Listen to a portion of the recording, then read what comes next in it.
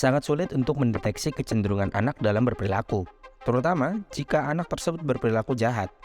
Hal ini dikarenakan biasanya anak-anak yang secara mental bisa dibilang sakit ini cenderung sangat tertutup dan ternyata dapat menjadikan mereka bocil kematian paling jahat. Namun demikian, mayoritas anak-anak yang memiliki dalam tanda kutip masalah ini ternyata dapat dilihat beberapa perubahan seperti perubahan nafsu makan, perubahan pola tidur, perubahan aktivitas bersosialisasi, aktivitas akademis, dan atau bermain. Namun, terkadang tanda-tanda ini luput dari perhatian orang tua dan orang sekitarnya. Seiring perkembangan zaman, orang tua semakin merasa kesulitan dalam memahami anak mereka. Pengaruh didikan orang tua yang salah, pergaulan, tayangan televisi, internet, dan lain-lain terasa terlalu kuat untuk mendukung perubahan mental anak-anak, sebab faktor-faktor yang telah disebutkan.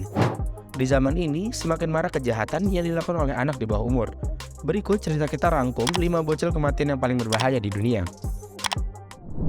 Yang pertama, Graham Young. Sejak kecil, Graham telah menyenangi ilmu kimia, terutama pada komposisi racun dan pengaruhnya pada tubuh manusia. Jika anak-anak lain menyenangi tokoh kartun atau superhero, maka tokoh idola Graham adalah serial killer seperti Howley Crippen dan William Palmer atau tiran yang kejam seperti Adolf Hitler. Pada umur 13 tahun, pengetahuannya tentang kimia organik bahkan sudah seperti mahasiswa S2 dan semua itu ia dapatkan dari belajar otodidak di perpustakaan kota. Dengan pengetahuan tentang racun, ia mulai meracuni orang-orang yang ia benci, dimulai dari ibu tirinya, lalu ayahnya, adik perempuannya, dan beberapa orang lainnya. Graham ditangkap lalu dibawa ke RSJ untuk direhabilitasi. Pada umur 20 tahun, ia dibebaskan, namun kembali mengulangi perbuatannya. Graham kini telah meracuni 70 orang lebih dan kali ini dibawa ke penjara seumur hidup dan ia meninggal di dalam penjara. Yang kedua, Mary Bell. Mary Bell adalah anak dari Betty McCricket, seorang wanita tunasusila yang melahirkan ketika berusia 17 tahun. Siapa ayah dari Mary Bell hingga kini tidak diketahui. Sejak balita, ibunya seringkali berusaha menghabisi nyawa Mary Bell dengan cara menjatuhkan dari jendela dan memberikan obat tidur.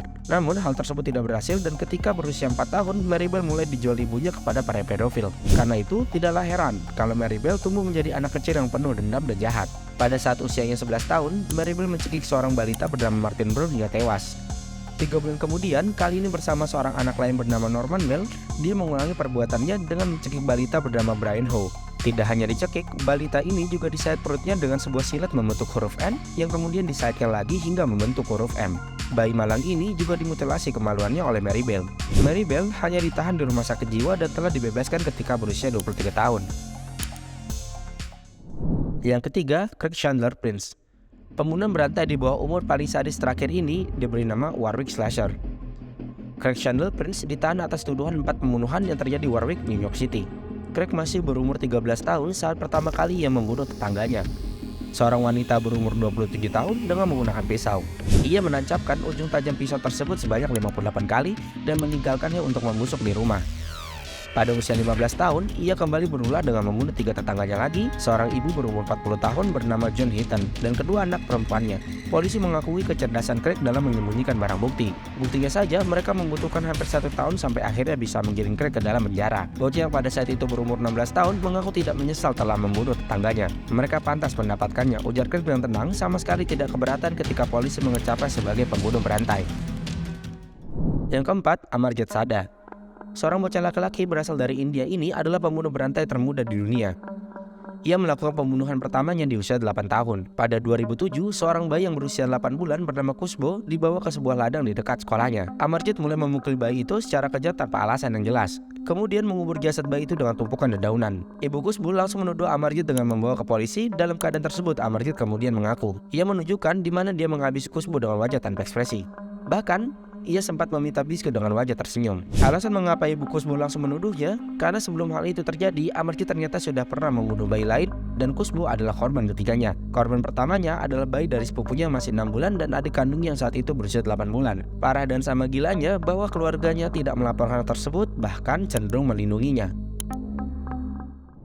Yang kelima, Jess Harding Pomeroy.